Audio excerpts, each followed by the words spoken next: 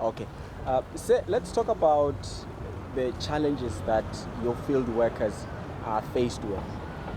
There are many challenges to run a program such as going into households, knocking on doors, asking people about very private information.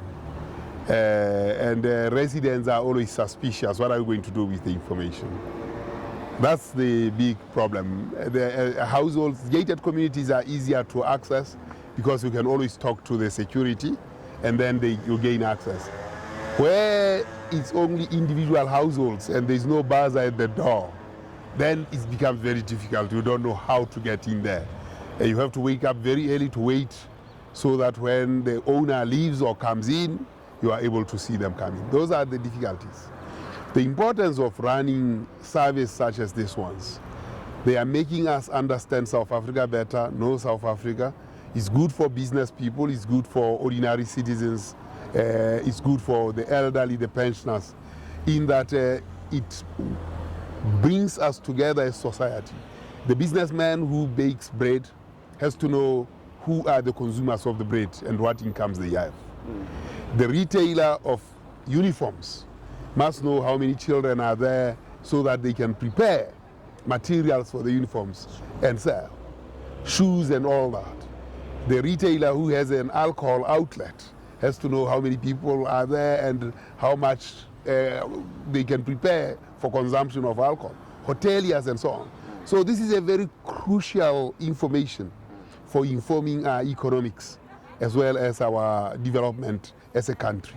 It binds us together. Those who have, are less fortunate, have less income, for RDP houses, for subsidies, this is information that binds us all together.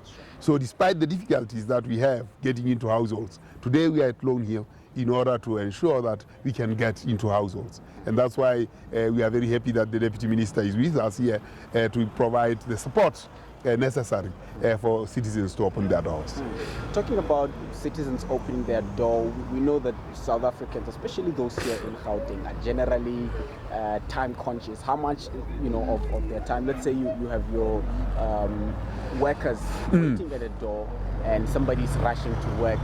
How much of their time are you going to? Well, investing such time once every 5 years is not a lot to ask for. An hour in 5 years, that's not a lot to ask for, really. I think what we need to understand is the essence of this information. And when you actually have it regularly, more frequently, citizens get exposed to what helps them the most for planning their futures. Yes. And then people are questioning the timing of these surveys to say it's just before elections. Perhaps you want to use that information to help the ruling party, especially in areas like this who are skeptical about it. We determined that we'll run a community survey 5 years ago. We knew that there could be a local government election, but the date of the local government election had not been declared at all. So it has nothing to do with, it's not partisan.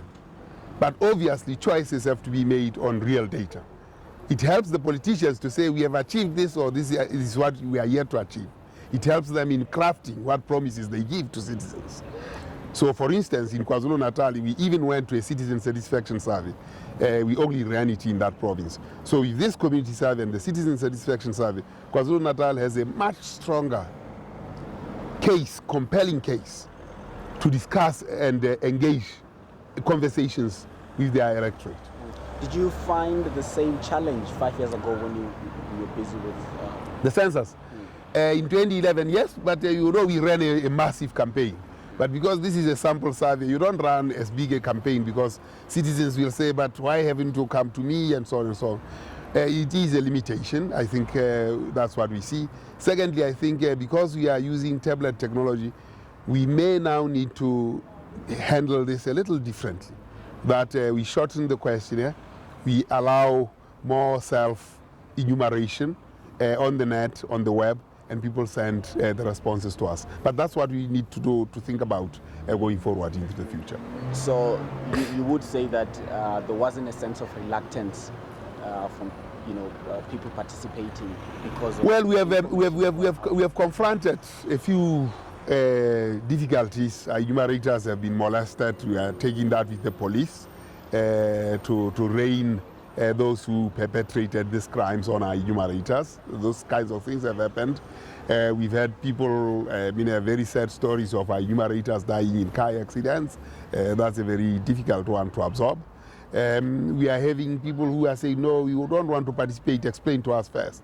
So those things are happening, and this process, and you as the media, are helping us to get the doors to be opened. The very last question.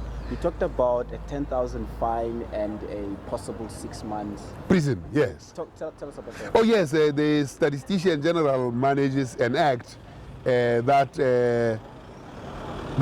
compels him to effect arrests and take people to court, and the court of law would